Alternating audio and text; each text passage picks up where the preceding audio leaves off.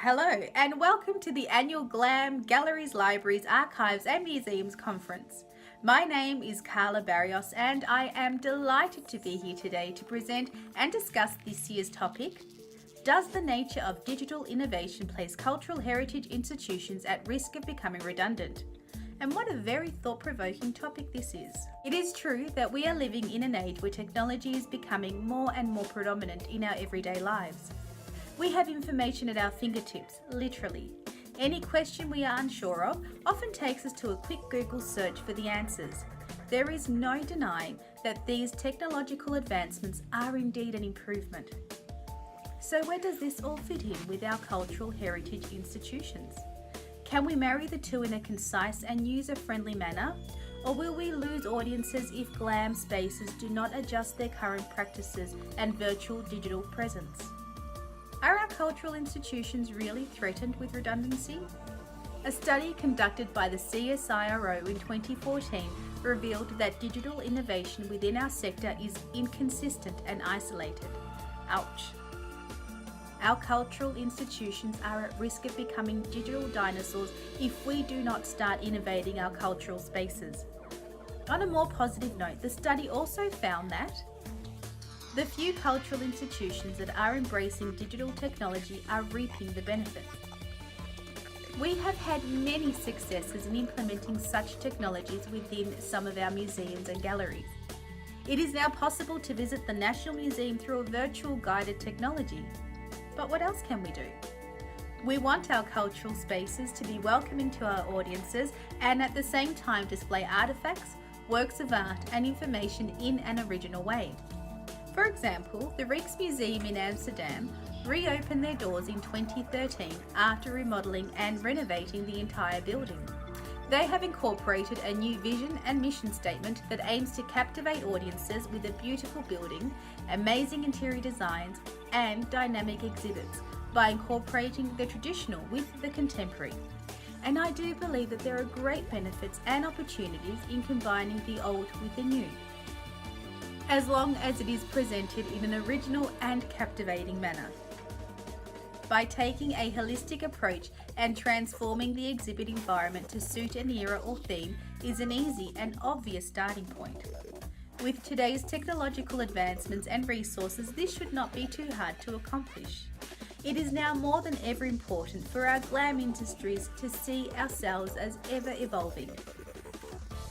I invite you now to imagine entering a Neolithic exhibit through a cave, or a Renaissance collection through a secret passage, or to be immersed in an ancient culture through sounds and smells, or simply walk through a painting to get to a different historical era, all while developing a deeper understanding of our historical past. Now, wouldn't that be fun? But all this seems like a dream. How are we ever going to get the funds to achieve such greatness? Well, ladies and gentlemen, the answer is simple. We need to be brave to take a leap into the future. This utopic museum can be a reality, but it will take time. We can start small. These exhibitions can be introduced in stages as feature exhibitions. These initial steps are an ideal place to trial new interactive technologies where we can gauge the audience's interest, enthusiasm and feedback. As we already know, most of our GLAM spaces are viewed as stale and need to move with the times before they become redundant.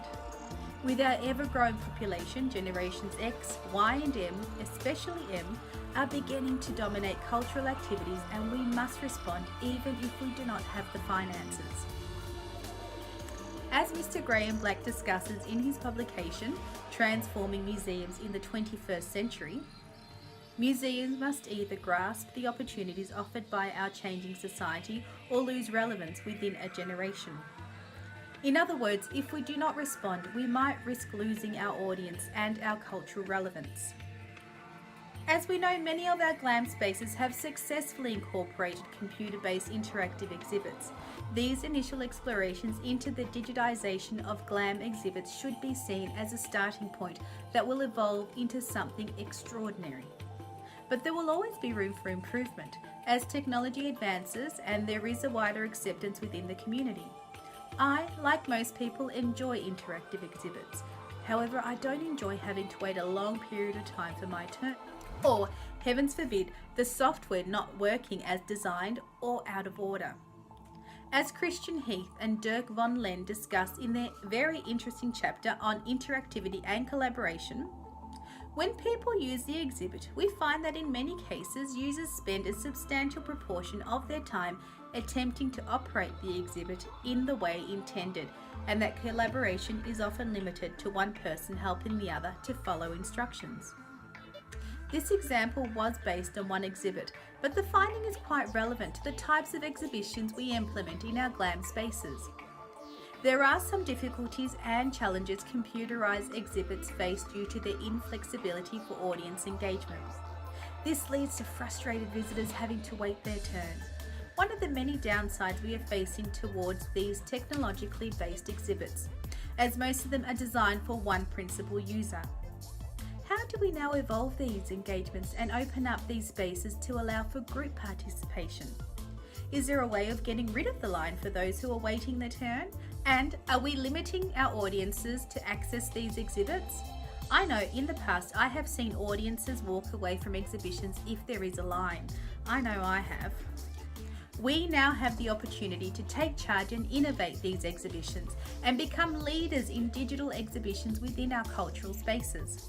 If we are successful, then maybe one day we may be discussing that the greatest threat to our museums will be the repatriation of artifacts to their countries of origin, rather than the need to digitize collections and GLAM experiences. Thank you very much for your time, and I would now like to present our next speaker, Linda Sphere from the Australian Society of Archives, and she'll be talking about the topic, Are Archives in a Blade Runner Age? Thank you.